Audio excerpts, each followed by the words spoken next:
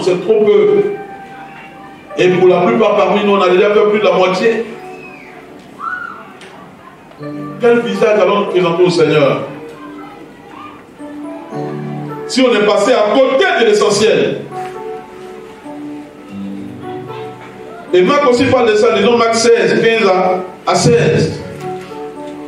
Tous les évangélistes, Matthieu, Marc, Luc, Jean, Paul, et tous parlent de ça. Marc 16, 15 à 16. Il parle de proclamer la bonne nouvelle, lui. Allons-y. Marc, chapitre 16, oui. Verset 15 à 16.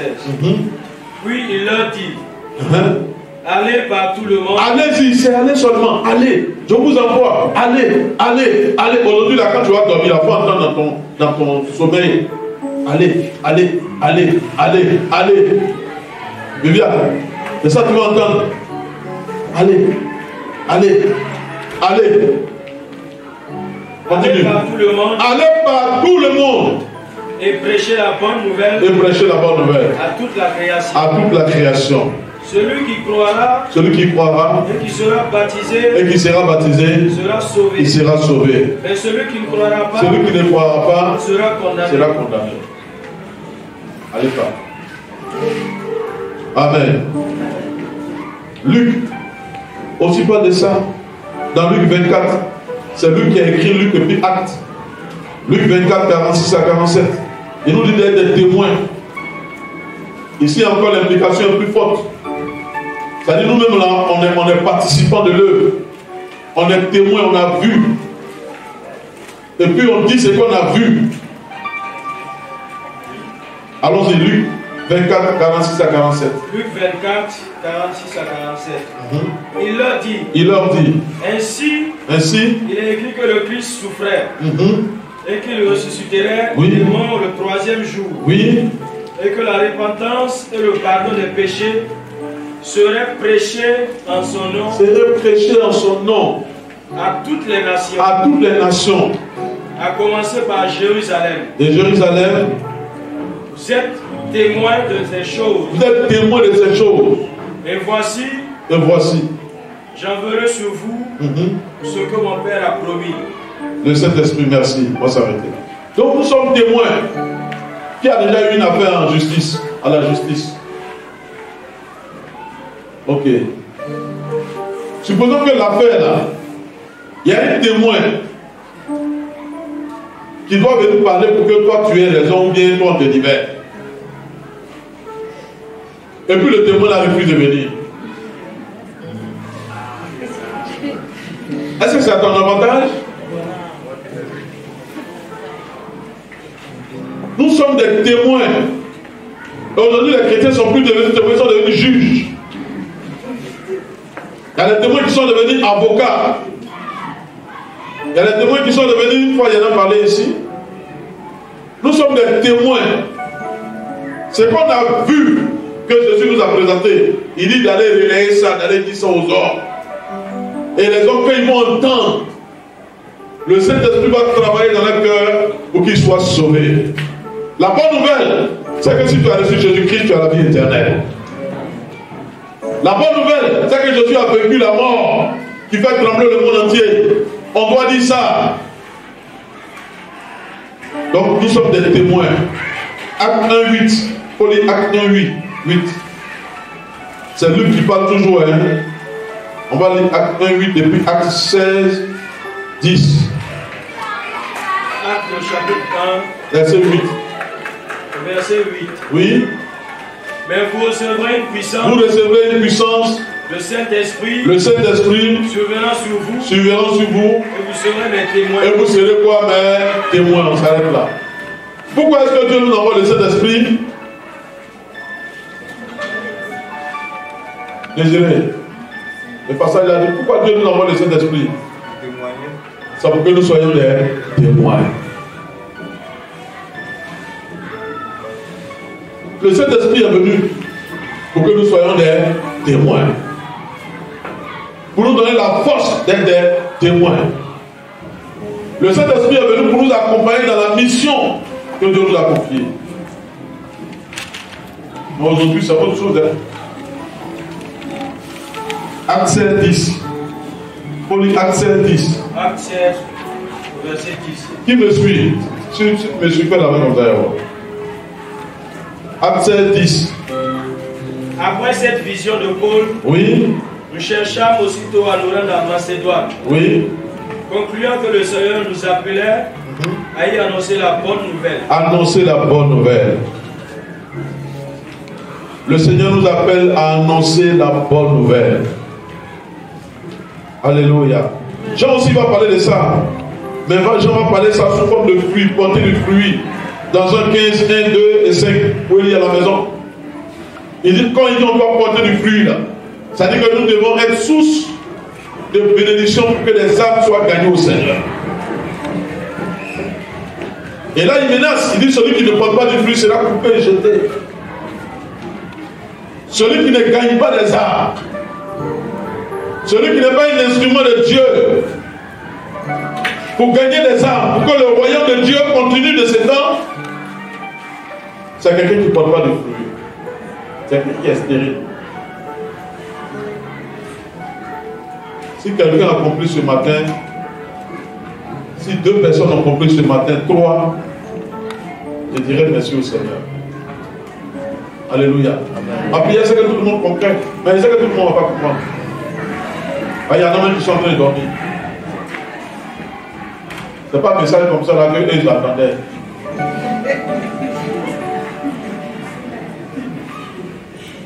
Ce n'est pas un message ça là ils attendaient. Effectivement, si tu n'attendais pas ça, c'est que tu n'es pas grand. Parce que je suis en train de parler aux matures. Prenons le cas de Paul pour terminer sur cette facette-là. Dans Romains 10, 14, 1 Corinthiens 9, 16, on a déjà lu. Il dit malheur à moi si je n'annonce pas l'évangile. La nécessité d'annoncer l'évangile m'en est imposée. Romains 10, 14, disons Romains 10, 14. Romains chapitre 10, verset 14. Comment donc invoqueront-ils? Comment vont-ils invoquer celui en qui ils n'ont pas cru? Et comment croiront-ils à celui dont ils n'ont pas entendu parler? Et comment en entendront-ils? S'il n'y a personne, on fait quoi? Qui prêche. Comment ils vont entendre s'il n'y a personne qui prêche? Il n'y a personne qui prêche. C'est ce que Paul dit. Je vais terminer sur ce verset de Romains 8, verset 17, pour interpeller les derniers qui n'ont pas compris. Oui, tu peux lire. Romains 8, verset 17. Or, si nous sommes enfants, si on dit vraiment qu'on est enfant, nous sommes aussi héritiers. Héritiers de Dieu.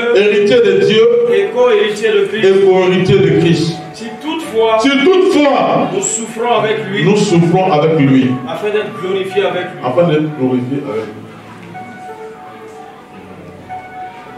La Bible dit que nous sommes les enfants de Dieu.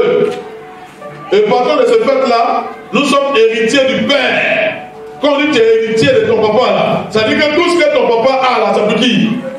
C'est pour toi. Et ici, on n'est pas héritier d'un président de la République. Bon, on est héritier du Dieu vivant. Celui qui a créé l'or et l'argent. Qui a créé tout le bien. Et notre héritage, ce n'est pas seulement l'argent. Notre héritage, il est spirituel, il est matériel, il est financier, il a tous les niveaux. Même au plan de la santé, c'est un héritage pour nous. On a tout ça comme héritage. L'argent et l'or, c'est pour nous. Parce que ça appartient à notre qui? À notre papa. Et la Bible va plus loin. Que cet héritage-là, on partage cet héritage équitablement avec qui? Avec Jésus, on est co-héritier avec lui. Parce que lui aussi, c'est son Père.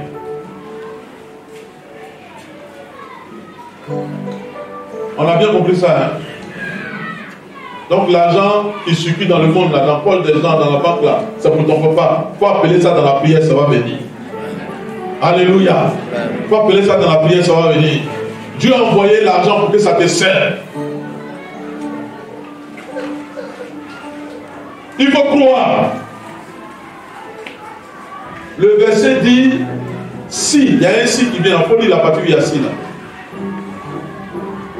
Donc tout ça c'est vrai, mais il y a un si, il y a une condition. Il y a un préalable. Si toutefois, nous souffrons avec lui. Si toutefois, nous souffrons avec lui. Voilà la condition. Tout ce qui appartient à Dieu spirituellement parlant, la puissance spirituelle, matérielle, financière, à tous les niveaux, c'est pour toi. Si toutefois, tu acceptes de faire quoi? De souffrir avec lui. Et si tu souffres avec lui, tu seras quoi? Tu seras aussi glorifié avec lui. Alléluia. En réalité, on fait l'évangélisation parce que c'est une épreuve, comme je l'ai dit là. C'est difficile. C'est difficile, c'est éprouvant. C'est pas facile. Pour certains même qui n'ont pas atteint certains niveaux, parce que ça dépend des niveaux, hein. Certains qui ont un petit niveau, c'est honteux même d'aller évangéliser. Alors, ils sont à un niveau très bas. C'est honteux d'aller évangéliser. Pour d'autres, ce n'est pas la priorité. La priorité, c'est l'or, c'est l'argent, c'est tout ce que le Père a, qui a l'héritage de ceux qui souffrent avec lui là. Ils ne mettent pas les choses à la bonne place. Ce matin, le Seigneur nous interpelle. Il nous parle parce qu'il suppose qu'on est mature, on est grand. Il suppose qu'on peut comprendre maintenant. Ça fait pratiquement 10 ans. Hier, maman m'a demandé, les enfants de l'école de dimanche, la résurrection, ça fait combien d'années? Il dit l'église existait avant. Hein? On dit non, quand tu es venu, puis tu as donné une résurrection là. Il dit c'est en octobre 2010. Octobre 2010, nous sommes en quelle année maintenant? 2022, ça fait environ combien d'années? 12 ans. Nous sommes dans 12 ans. En octobre, ça fait 12 ans. Donc nous sommes vraiment grands. On doit poser des actions de grandeur. On doit aller loin. On doit chercher à aller loin. Et ce matin, le Seigneur nous appelle à nous engager pour la mission au nom de Jésus-Christ de Nazareth. Le Seigneur nous appelle à nous engager dans l'évangélisation au nom de Jésus-Christ. De façon personnelle. Tu peux faire ton programme cette semaine-là. Je vais annoncer l'évangile à 5 personnes. Du lundi jusqu'à ce que dimanche arrive là. Je vais annoncer. Je vais prier pour ces personnes-là. Seigneur, donne-moi les stratégies. C'est un musulman. Donne-moi les stratégies. Permets que je puisse entrer en connexion avec lui. La femme chez qui j'achète ma banane là, je la mets sur ma liste. Là où je dépose mes habits là, je le mets sur ma liste. Aucun militaire, mon blanchisseur, il est devenu chrétien baptisé à l'église. Ceux avec qui je travaille. Tout ça sont des potentielles personnes que Dieu envoie. Pour que simplement tu leur dises, mon frère, Jésus t'aime. Tu montes dans ta scie. Les gens sont à côté de toi, le chauffeur est là. Tu as fait près de 5 minutes. Le temps est suffisant pour que tu puisses annoncer l'évangile. Ça doit bouillir en nous. Nous ne pouvons pas comprendre que quelques personnes ont pu bouleverser des continents tels que l'Asie, les pôles, autres. Et puis nous sommes là depuis des années, on ne peut pas bouleverser même un quartier. On ne peut pas bouleverser même notre maison. Et on a le même Saint-Esprit. Et on s'attend à recevoir les mêmes grâces. On s'attend à recevoir les mêmes bénédictions. Il y a un problème. Lèvons-nous. Et le Seigneur nous bénira au nom de Jésus-Christ. Si nous nous engageons dans ça, le Seigneur nous bénira. Je vais terminer par ce témoignage de cette dame qui est à l'église baptiste. Cette dame respectable, je l'ai dit ici il y a longtemps. Elle est fonctionnaire. Mais elle avait un problème dans son foyer. Un problème sérieux. Elle et son mari ont eu un enfant avant qu'elle ne parte à la formation à l'INFAS. Donc ils étaient encore jeunes. Et quand ils ont eu leur concours, pour pouvoir avoir le temps de faire la formation, elle a envoyé son enfant chez sa maman au village, le temps qu'elle sorte, et puis elle récupère son enfant. Ça a été suffisant pour que l'enfant soit initié à la sorcellerie. Et ils ont fini leur formation, ils se sont mis ensemble. C'est la sorcellerie qui battait son plein dans leur maison. C'était bloqué partout. Ses soeurs étaient là. C'était compliqué, un réseau. de sorcellerie. Une prière chrétienne bien engagée. Et le Seigneur va lui dire, si tu veux que ta situation soit décantée, va annoncer l'évangile au marché. Il a précisé, va annoncer l'évangile au marché. Alors quand il arrive au marché, c'est une grande dame, c'est panier là, c'est pas elle qui porte, c'est sa fille qui attrape. Elle est respectée dans le marché. Le Seigneur dit, va annoncer l'évangile. Elle a obéi. Quelle grâce d'obéir au Seigneur. Ceux qui obéissent, quand ils vont, quand ils reviennent, il y a une joie immense dans leur cœur. Faites ça, vous allez voir. Et quand elle a obéi, elle a commencé à annoncer l'évangile. Le Seigneur a commencé à frapper dans sa maison. Ceux qui ne veulent pas se repentir, il a commencé à frapper. Il a commencé à dévoiler. Et la dame a été délivrée au nom de Jésus-Christ. Il y a une grâce qui accompagne ceux qui obéissent. Dis Seigneur, mets-moi au nom de ceux qui obéissent. Je vais faire ta mission. Je ne veux plus ouvrir ma bouche pour dire tout, sauf l'évangile. Je veux maintenant que l'évangile soit au nom des paroles que je veux faire sortir de ma bouche. Quand il va faire jour, jusqu'à ce qu'il fasse nuit, je parle beaucoup. Je dis beaucoup de choses. Mais je veux que l'évangile fasse partie. À partir d'aujourd'hui, on se tient debout. Et tu m'envoies, je vais. Jésus, oh, tu m'envoies, je vais. Si tu m'envoies, je vais. Jésus, oh, tu m'envoies, je vais. Tu m'envoies, je vais. Oh. Tu m'envoies, je vais. Jésus, oh, tu m'envoies, je vais. Tu m'envoies, je vais. Oh. Tu m'envoies, je vais. Jésus, oh, tu m'envoies, je vais. Oui, je vais, oh, tu m'envoies, je vais. Dans ton Seigneur, Jésus, oh, tu m'envoies, je vais. Tu m'envoies, je vais, oh, tu m'envoies, je vais. Jésus, oh, tu m'envoies, je vais. Oh, oui, tu m'envoies, je vais. Jésus, oh, tu m'envoies, je vais. Réfléchis à la mission que nous devons vivre, mon frère.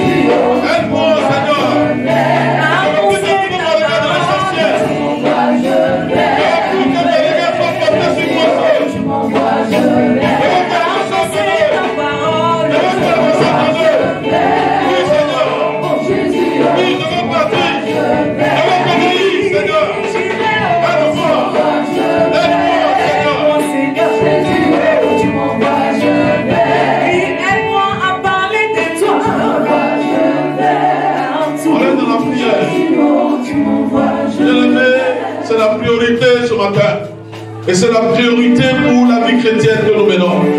Si nous avons bien compris ce que le Seigneur nous a appelé, pour nous avoir avec lui, afin de nous envoyer. Le Seigneur fait de nous des disciples pour qu'on puisse le ressembler. Le Seigneur veut que nous soyons des canaux de bénédiction. Et la plus grande bénédiction qu'il nous appelle à porter au monde, c'est la bonne nouvelle. C'est d'annoncer au monde qu'il y a une solution pour les problèmes. C'est Jésus-Christ de Nazareth. C'est d'annoncer au monde que Jésus a vaincu le péché. C'est d'annoncer au monde que Jésus-Christ, il est le chemin, il est la vérité et la vie. Et que nous ne pouvons aller au Père sans passer par lui.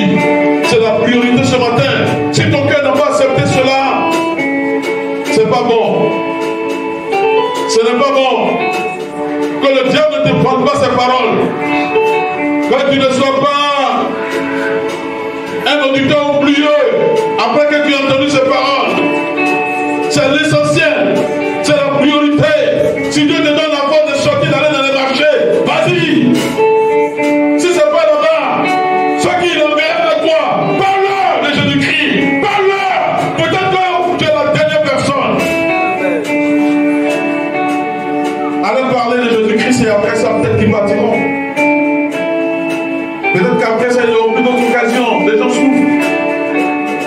nous on dort, les gens souffrent. Et nous on dit moi, je n'ai pas mangé, je n'ai pas bu, je n'ai pas enfant, je n'ai pas mariage, je n'ai pas habillé, je n'ai pas. C'est tout le temps. Alors qu'on n'obéit pas au Maître qui donne toutes ces choses. Ce matin, si tu es là, si tu veux prendre l'engagement de rentrer dans cette nécessité qui a été imposée à Paul, fais le pas Dieu devant, on va prier. Et ma prière, c'est que ça soit même toute l'église. Si tu veux t'engager personnellement, véritablement, faire de l'évangélisation ta priorité comme Dieu nous appelle à le faire. Prendre cet engagement, pas devant moi, mais devant l'église du Seigneur. Devant l'église du Seigneur. Je dis, aujourd'hui, je prends l'engagement. Je vais être l'instrument de Dieu dans les maisons. Je vais prêter ma bouche au Seigneur pour proclamer la bonne nouvelle, pour annoncer la bonne nouvelle. Je ne veux plus jamais m'arrêter, je ne veux plus jamais m'asseoir, je ne veux plus jamais me contenter de chercher à voir qu'est-ce que je gagne. Mais je vais travailler pour que le royaume de Dieu grandisse. Je vais aller contraindre les gens, je vais insister. Et même quand on me frappera, ça sera des galons pour moi.